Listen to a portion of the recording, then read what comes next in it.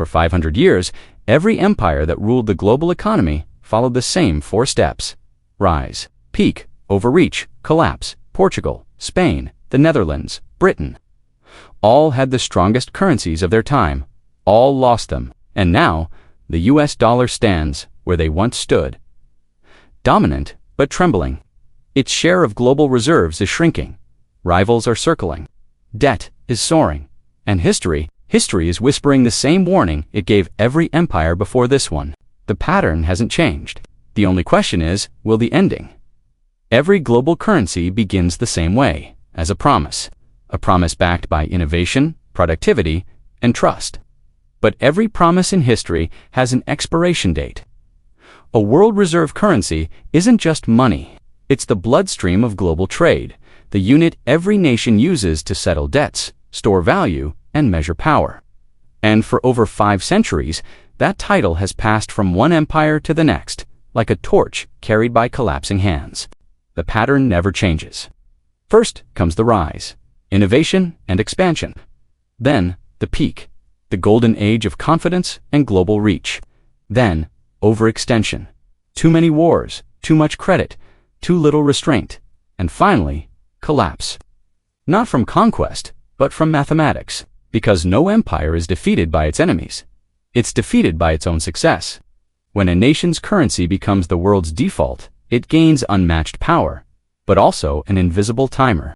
Every loan, every alliance, every war pushes the clock forward. And history shows what happens when the ticking stops. Portugal, Spain, the Netherlands, Britain. Each of them thought they were the exception. Each believed their dominance was permanent. Each watched it fade slowly, then all at once. The lesson is almost mechanical. Empires don't collapse by surprise. They expire on schedule. Every currency becomes the sun until the orbit breaks. It always starts the same way. A breakthrough, a moment of brilliance that reshapes the world. And then the pattern unfolds.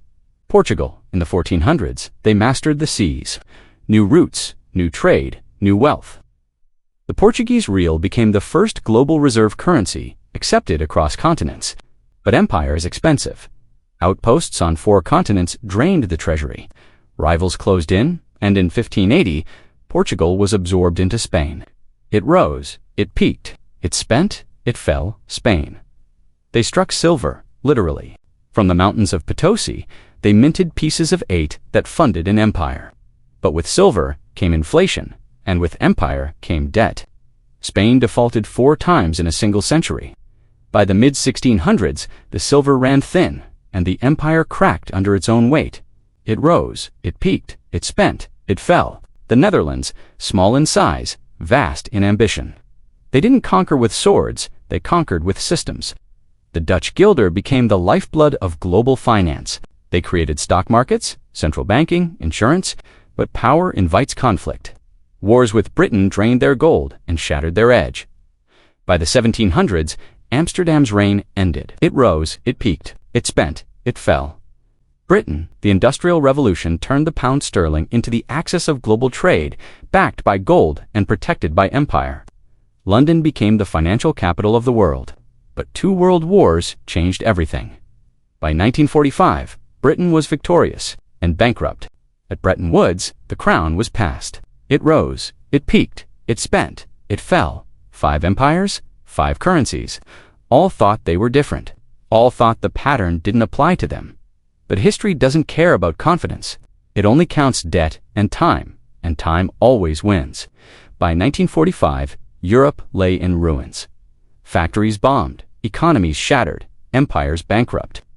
But across the Atlantic, one nation stood untouched, stronger than ever: America. It had the gold, it had the guns, it had the factories running at full speed while the rest of the world smoldered.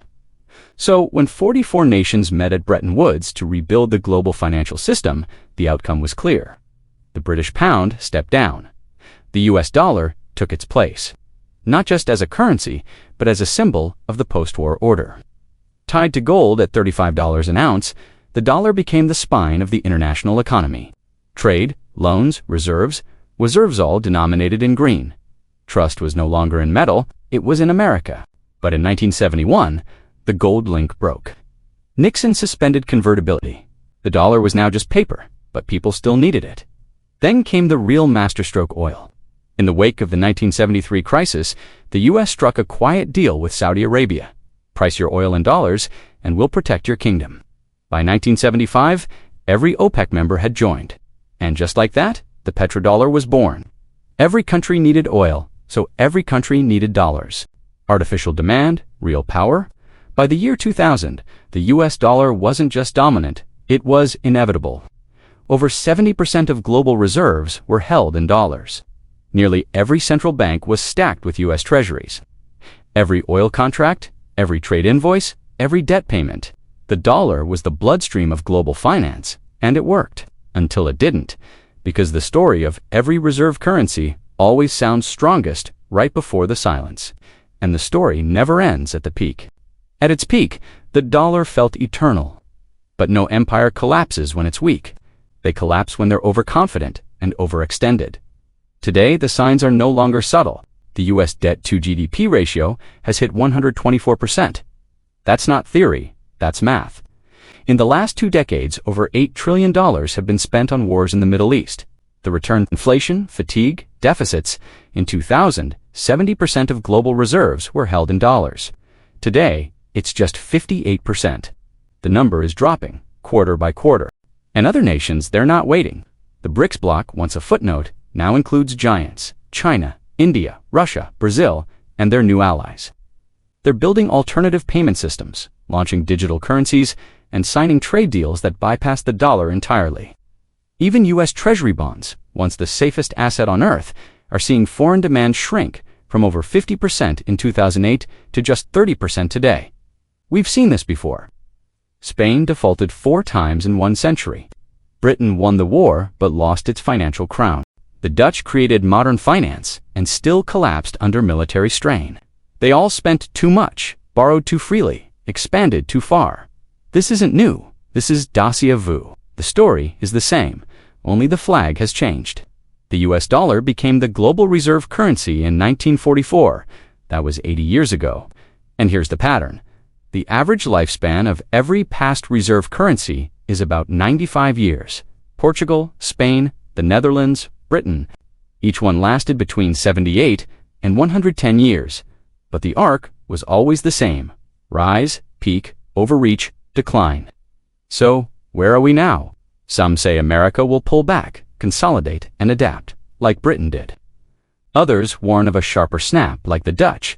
But the most unsettling idea is that this time, there may be no single successor. China is building. Saudi Arabia is pivoting. India is rising. The BRICS bloc is expanding.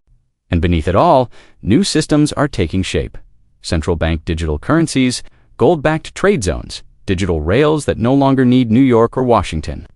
For the first time in 500 years, there may not be one empire to hold the crown. There may not be a crown at all. The age of a single global currency may be closing. And so we ask, is this the end of American dominance, or just the end of a monetary era? Because history doesn't repeat perfectly, but the rhythm always returns. If every empire falls, what makes us think this one won't? If this gave you a new perspective, don't just scroll away. Hit subscribe. This is Economic Chronicles, where history exposes the present and the future is written in the lessons we refuse to learn.